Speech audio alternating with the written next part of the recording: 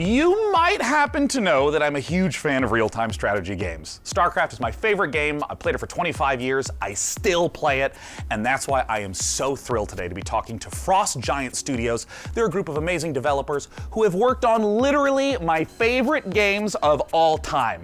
And we're here to talk about their brand new, free-to-play, real-time strategy game set in a post-apocalyptic Earth. It's Stormgate. And here to talk about it is the CEO and production director at Frost Giant, Tim Morton. Thanks for joining us, Tim. Thank you so much for having me here. I want to know about the world. I want to know about the game. Tell us, what is Stormgate? All right, this is our first game as a new studio. And it is classic real-time strategy, but designed to be more social. We build the game in a universe that ties everything together, but provide different kinds of experiences for players who like different kinds of gameplay. So we've got cooperative campaign mode, also play open-ended co-op, but if you're somebody who really enjoys competition, we've got 1 versus 1, high skill, competitive. And those are very different ways to play in some ways, but they're also all unified by the universe, by the races, by the units. So you really get a sense for how to enjoy the game. And I'm curious a little bit about that core gameplay, because obviously in all these modes you're going to be collecting money, building bases, building units, and so on. And I know that for you, the game feeling really good and really smooth to play is super important. Now, obviously, I come from a time where if the pathfinding is bad, we call that high skill opportunity. But I mean, how do you think about getting the controls, the motions, just the feel of the game to feel good in 2022? Yeah, it's interesting that RTS is one of the only genres I can think of where you have to have hundreds, even thousands of units synchronized over the network and responsive in a way that high skill, like pro esports players feel good about playing the game. That's not easy. It does require custom technology.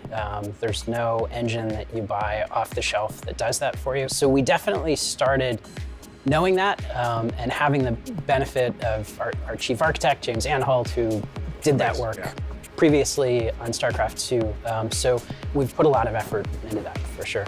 And this is going to be one of the first major RTSs people are aware of that is on Unreal Engine 5. What is it like working in this next generation engine?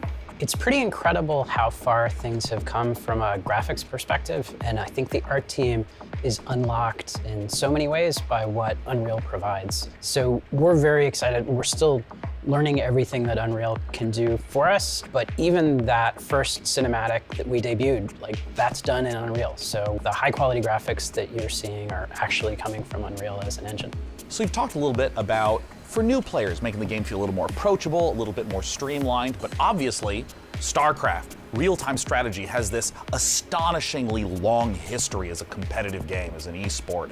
And I'm curious, how is your team going to approach that? So a lot of the emphasis around our thinking has been focused on what are things that we can add, especially around the gameplay experience. And one of those things is more seamless integration with esports. I mean, being able to sign up, participate in tournaments directly from the client in a way that gives players, even if you're not like top grandmaster, ready to take on Cyril, there's still an opportunity to be the best on your block or the best at your company or the best at your school. So we want to facilitate esports all the way from grassroots level up to the pro level directly in the client.